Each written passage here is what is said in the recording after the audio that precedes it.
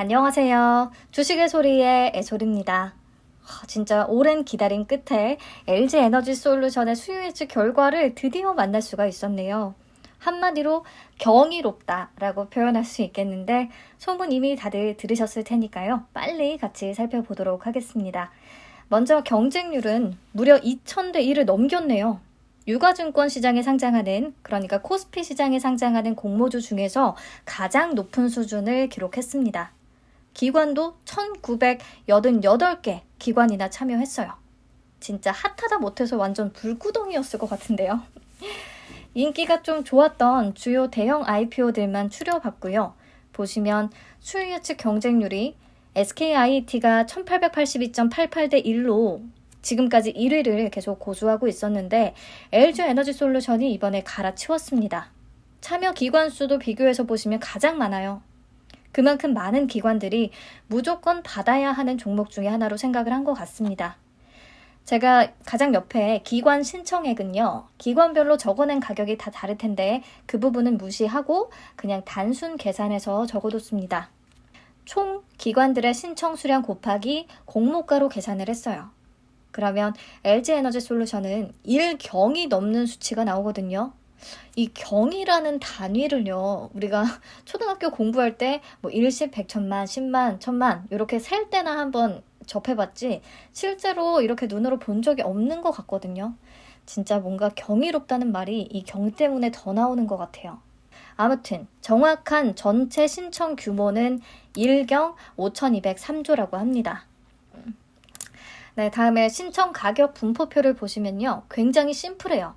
공모가 상단인 30만 원을 신청한 수량이 43.60%, 30만 원을 초과해서 적어낸 기관 비율이 46.91%입니다. 그러니까 100% 전부 다 공모가 상단 이상을 적어냈다고 보시면 되겠고요. 가격 미제시까지 포함해서요. 그리고 초과한 비율이 46.91%면 꽤 높은 편에 속합니다. 카카오페이 때 초과 비율이 32.48%였고요. 카카오뱅크는 42.1%였어요. 현대중공업은 31.68%였고요. 네, 그래서 이 가격이 30만 원이라 높다고 생각이 되는데 그래도 초과 비율이 높았다는 거 확인하시면 되고요. 이게 왜 그러냐면 자칫해서 낮은 가격을 써내면 공모가가 30만 원에 결정이 됐을 때 그 아래 가격을 적어낸 기관은 배정을 받지 못할 확률이 높잖아요. 그러니까 무조건 받겠다는 생각에서 다들 상단 이상을 적어낸 그런 모습입니다. 혹시 공모가가 상단에 초과하면 어쩌나 엄청 걱정했는데 다행히 그런 일은 없었습니다. 30만 원에 확정이 됐고요. 다른 부분 뭐 변동된 거 없으니까 그냥 쭉 봐주시면 될 것 같아요. 자, 가장 중요한 의무 보유 확약 비율. 신청 수량 기준으로 무려 77.39%를 찍었습니다. 2014년 이후 1조 원 이상 규모의 IPO 중에 최고치예요. 게다가 6개월 확약을 신청한 비중이 가장 높았고요. 그 다음에 3개월을 신청한 기관도 굉장히 많았습니다. 왜냐? 신청 기간이 길수록 많이 배정을 받는 게 그게 원칙이니까요. 네, 그래서 확약 비율도 대형 IPO들하고 비교해서 보시면 바로 전에 카카오페이에 그 기록을 갈아치운 거고요. LG에너지솔루션보다 높았던 종목에는 SK바이오팜 하나가 있습니다. 자, 근데 여기서 중요한 거. 카카오페이의 확약 비율이 70.44%라서 다들 환호성을 질렀는데 최종적으로 배정된 이후 최종 의무 보유 확약 비율은 59%까지 오히려 감소한 모습을 보였었죠. SK바이오팜도 마찬가지입니다. 이렇게 된 이유가 무엇이냐? 두 종목 다 같은 이유였어요. 확약을 신청하지 않은 미확약 해외 기관 투자자들에게 더 많이 배정을 했기 때문입니다. 그러다 보니까 최종적으로 비율이 오히려 내려간 거죠. 사실 LG에너지솔루션도요. 그럴 가능성이 굉장히 높습니다. 미리 회사 측에서 50% 정도는 해외 기관들한테 배정을 하겠다고 밝힌 부분도 있고요. 그리고 자 보세요. 기관 유형별로 확약을 신청한 내역인데요. 국내 기관 투자자들은 보시면 확실히 적극적으로 참여했다는 게 눈에 확 보이는데 해외 기관 투자자들은 그렇지 않습니다. 특히 기존의 LG에너지솔루션과 거래가 있었던 해외 기관들은요. 수량 기준으로 11.91%만이 확약에 참여했어요. 그나마 거래 실적 없었던 기관들이 40.05% 확약을 신청하기는 했고요. 그런데 보통요, 거래 실적이 기존에 있었던 해외 기관들에게 특혜를 주기 때문에 미확약 비중이 높은 거래 실적 유 기관들에게 많이 배정을 하게 되면요, 최종적인 확약 비율은 오히려 낮아질 가능성이 있다는 거. 이런 우선 가능성이 있다는 건 알고 계셔야겠습니다. 이 부분이 조금 아쉽고요. 다음, 우리 사주 청약률 관련해서 업데이트 되는 소식이 있나 제가 기사를 맨날 검색하고 있는데, 우선 11일 기준으로 청약률이 90%를 웃도는 상황이라는 기사가 몇 개 있었어요. 요걸 생각하면 미달 가능성이 있기는 하지만 미달률이 그렇게 높지는 않을 것 같습니다. 오히려 미달이 좀 발생해서 일반 투자자들에게 추가로 배정되는 주식수가 좀 있었으면 좋겠는데 말이죠. 네, 자, 다음 유통 가능 주식수는요, 비율로 14.53%밖에 안 되죠. 최대 주주인 LG화학이 그동안 LG엔솔의 100% 지분을 다 보유하고 있었으니까요. 그 밖에 다른 주주들은 없잖아요. 네, 그래서 공모 주주들의 물량만이 상장일에 바로 유통이 가능합니다. 비교해서 보시면 이 중에 14.53%면 정말 최저치예요. 현대중공업이 16.2%로 굉장히 낮은 편에 속했는데 LG에너지솔루션이 그것보다 더 낮습니다. 금액으로 계산하면 물론 주당 단가가 너무 높아서 어마어마한 수치가 나오지만요. 아무튼 여기에 높은 확약 비율까지 적용을 하면 당연히 10% 안쪽으로 내려갈 것 같고요. 당연히라는 말은 안 되겠구나. 10% 안쪽으로 내려갈 확률이 좀 높을 것 같고요. 그렇기 때문에 품절주가 되는 거 아니냐라는 얘기가 나옵니다. 자, 유통 가능 물량은 적을수록 상장일이나 상장일 이후에 성과가 좋을 수밖에 없습니다. 특히 대형 IPO들은 상장 후에 각종 지수 편입이 예정되어 있기 때문에 더더욱 그렇죠. 유통 물량이 별로 없어서 매수할 수 있는 물량이 적은데 지수 편입에 따른 패시브 자금들, 요거는 꼭 무조건 LG에너지솔루션을 매수해야만 하는, 편입해야 하는 그런 자금이잖아요. 이렇게 매수세는 유입이 된다면 당연히 주가가 오를 환경이 조성된다고 봐야겠죠. 네, 그래서 모든 조건이 좋습니다, 사실.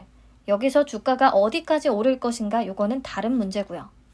자, 그래서 수요 예측 결과를 정리하자면 경쟁률은 유가증권 IPO 중에 최고치를 썼고 신청 가격 분포표도 굉장히 깔끔하게 좋았습니다. 확약 비율 77.39%로 대형 IPO 중에서는 역대 두 번째로 높고요. 1조 원 이상 규모의 IPO 중에서는 2014년 이후에 최고치입니다. 상장일의 유통 물량도 기존 주주 없이 14.53%, 매우 낮은 편에 속하고요.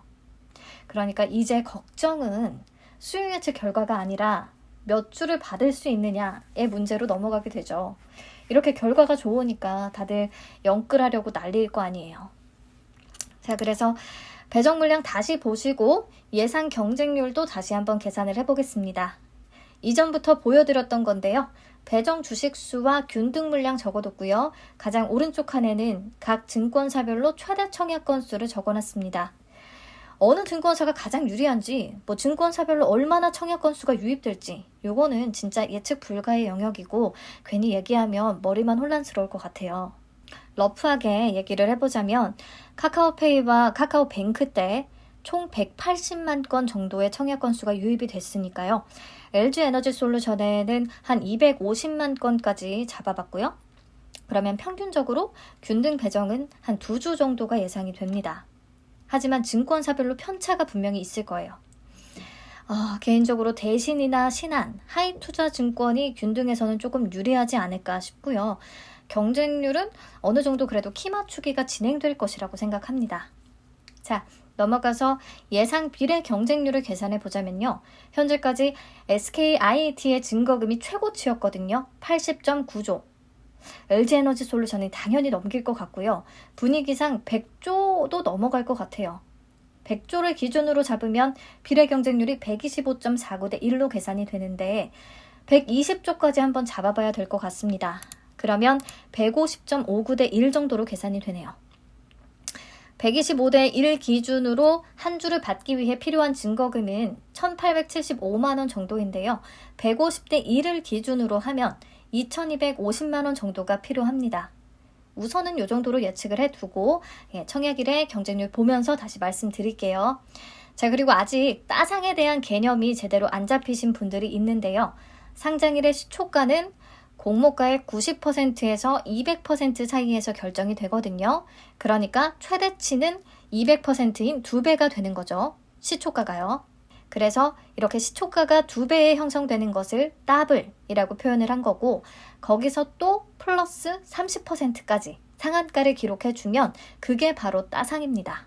우선 시초가 더블, 그 뒤에 또 30% 상한가.